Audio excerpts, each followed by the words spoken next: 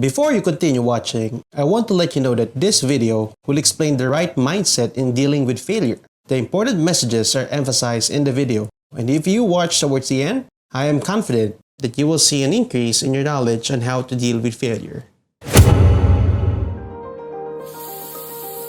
Hello once more. Again, my name is Kuya Dax and I want to welcome you to my channel. For those who have watched my videos, maraming salamat and I thank you for your support. So if you have not subscribed to my channel, I want you to click on the subscribe and click the notification bell for more future updated videos. So we just finished our career series last March. For this month of April, since it's my birth month as well, we have something special in store for you.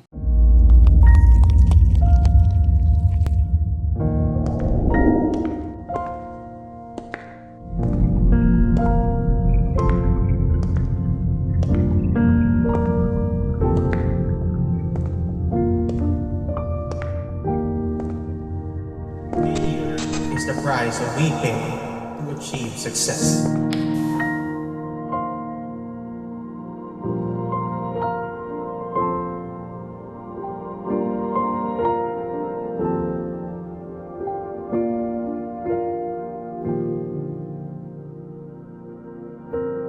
You will not achieve success without experiencing failure.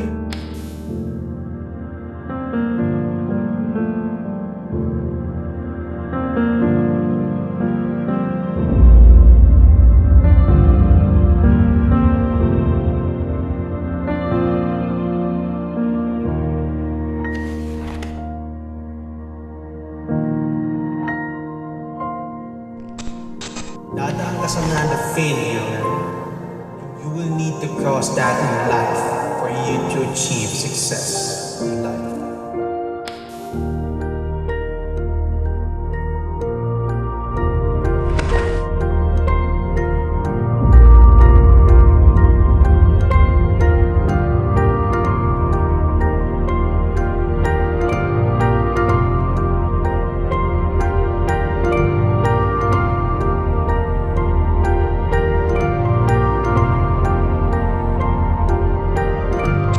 Control the weather, but you can definitely control the atmosphere of your mind.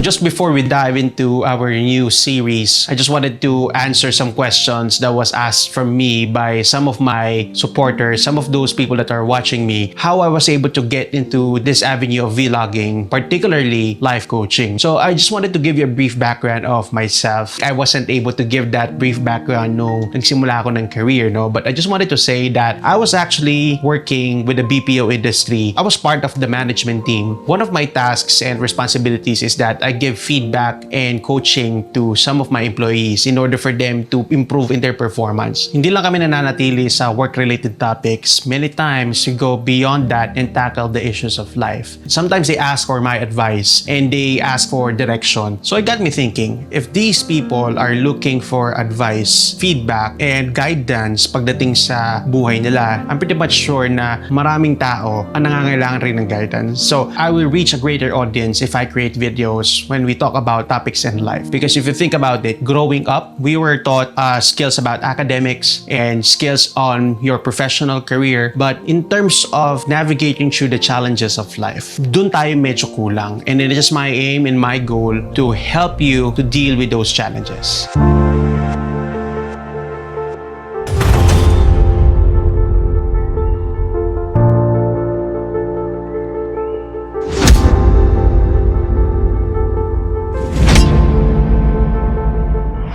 this this month of April, we're gonna be tackling a topic that's very close to my heart, and that is how to deal with failure. If you think about it, while growing up, a lot of people expect us to succeed in life, and that is why we are taught that how we can win, how we can get good grades, how we can get that gold medal, and avoid making mistakes or even failing. And if you keep on failing, you may even repeat an entire year, which puts us in a lot of pressure that we should not be making mistakes and we should not be even failing. Kaya nga, diba, some of the authorities in your home, could be your parents, could be your uncle, pwede rin yung mga lola at lolo mo, have high expectations from you and that you shouldn't fail that subject. But have you heard the statement, failure is not an option?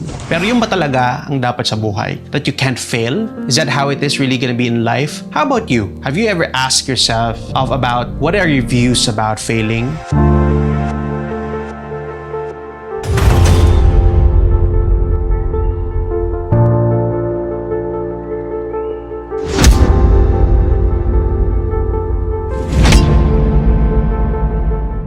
Before I share to you my learnings about failure, let me share to you a story first that had a great impact in me when I heard about it. This is a story by a man named Walter. This person was born in 1901 and he was born from an abusive father. So when we say abusive, sinasaktan siya, ginugulpi siya. To escape that stressful situation, he immersed himself into art, particularly in drawing characters. And he was so good at it that in 1920, he decided to create an art studio. Unfortunately, 2 years later, nabangkarote yung kanyang art studio kasama nung kapatid niya na si Roy. But this guy didn't give up. I mean, Walter was determined to make it in life. He started creating another character. He finally experienced a brief level of success when he created the cartoon character named Oswald the Rabbit. The thing is, naging short-lived lang yung kanyang success because you know what happened? Oswald the Rabbit was actually taken from him and he lost the battle to legal rights. The sad part about losing legal rights is that he can no longer use Oswald the Rabbit in any of his future endeavors.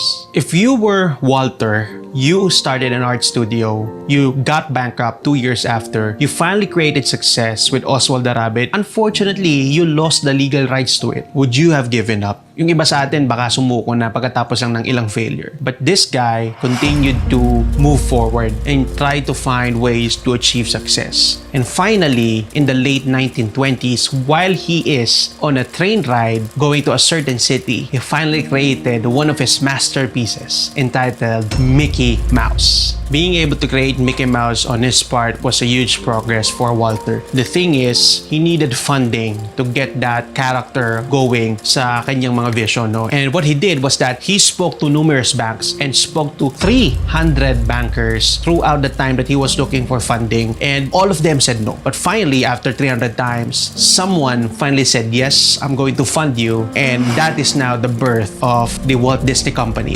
by Walter Disney.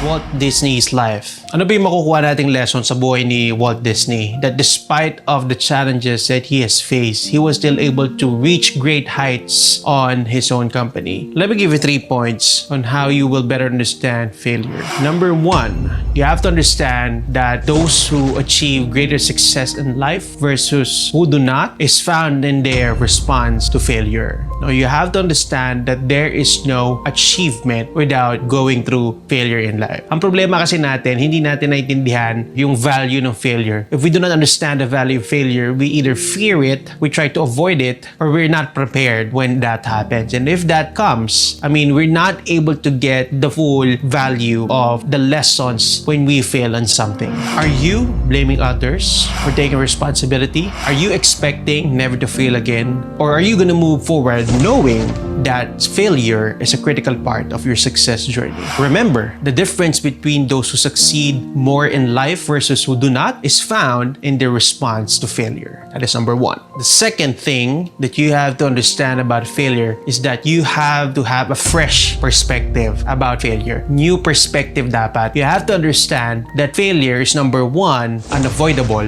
You have to understand that as you go through your life, you will really experience setbacks. Unlike sa school school na pagka nagkamali ka, pagagalitan ka ng teacher mo, or you'll be given bad grades. Failing in life is actually a great way for you to learn something new. Making mistakes is an integral part of the process. Number 2, failure is actually a critical part of your journey towards success. Sabi nga nila, failure is actually kakambal ng success because you can never achieve greater success in life without failing at some point in your life. It is when you make those mistakes that you become better as you move forward in your success journey. If you have seen the statistics, an entrepreneur fails an average of 3.8 companies before they make it big. Bakit ganon? Because it's during those times of failure that an entrepreneur understands the value of accounting, the value of having the right legal system, having the right team for sales and marketing, and having the right product before they make it big. And sometimes it's not in just one failure that they understand the value of each pillar of the business. That is why it takes an average of 3.8 companies and they make it big on their fourth try. Just look at Walt Disney. I mean, he lost his art studio before he was able to create something compelling that made him big. He lost Oswald the Rabbit before he was able to make the necessary steps to protect his Mickey Mouse property. That is why those mistakes and failures become the most critical part of your success journey.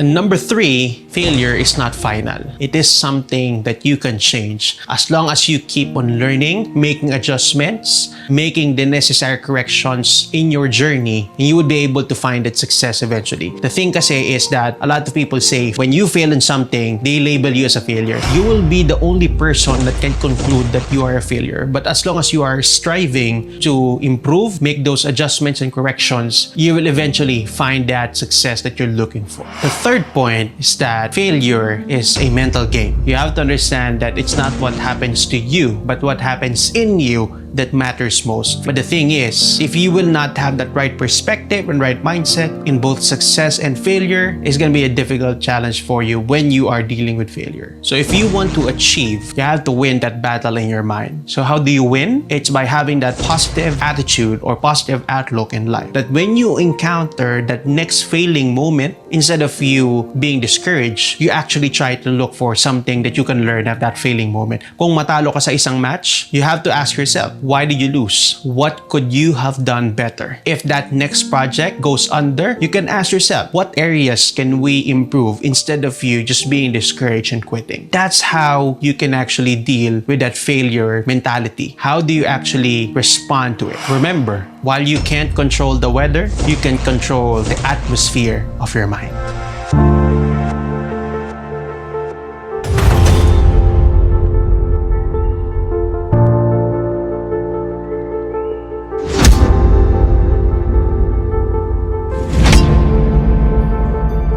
One of my favorite songs in the 90s is a song by Michael Bolton, I Can Go the Distance. It was played in one of the movies of Disney called Hercules. So for those of you who are born in the 90s, you know what I'm talking about. The second chorus of the song, I Can Go the Distance, contains one of my favorite parts. Hindi tayo magaling kumanta, so i-recite na lang natin. No, sabi doon, and I'll stay on track. No, I won't accept defeat. It's an uphill slope, but I won't lose hope till I go the distance and my journey is complete. If you would think about Walt Disney, the journey that he went through when he was working in a newspaper company, sabi sa kanya ng editor, you have no imagination and no creativity. Kaya nasisante siya o natanggal siya doon sa trabaho niya. Come to think of it, he was fired in that job because he lacked imagination and creativity. And if you would compare that to what he had built, Walt Disney, a huge company who is known for creativity and originality, it's a stark contrast to how he was fired. So, how about you? When you engage that new task or that new big project that you've been dreaming of, how will you respond if you fail that task or fail that project? Will you cower in fear? Will you blame others? Or will you push forward knowing that failure is a critical part of your success? How will you look now at failure in a different light? Will you see it in a new perspective o ganun pa rin? And how will you overcome that battle in your mind? Remember, success and failure are both in the mind. Whatever it is that you think will determine if you will continue to be successful or not.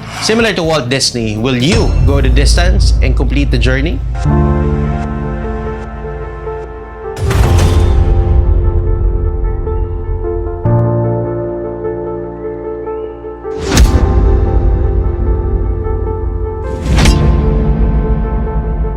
I want want to thank you for watching towards the end of this video. And just to recap the points that we have on today's topic, which is dealing with failure. Point 1 is your response to failure. Point 2, it's having that fresh perspective in failure. And point 3, failure is a mental game. This is the first part of our series in failure, and what we just tackled is the mental mindset of dealing with failure. The second part of this series will be talking about how do we actually respond and act on those feeling moments in our life. That is why I want to encourage you to watch and stay tuned to our video series this month of April, which is dealing with failure. And if you want to continue to learn powerful lessons in life, stay tuned to this channel. If you have any questions or recommendations, feel free to comment down below. Remember, hit the like, share, subscribe button, hit the notification bell for future updated videos. My name is Kuya Dax. Thanks for watching.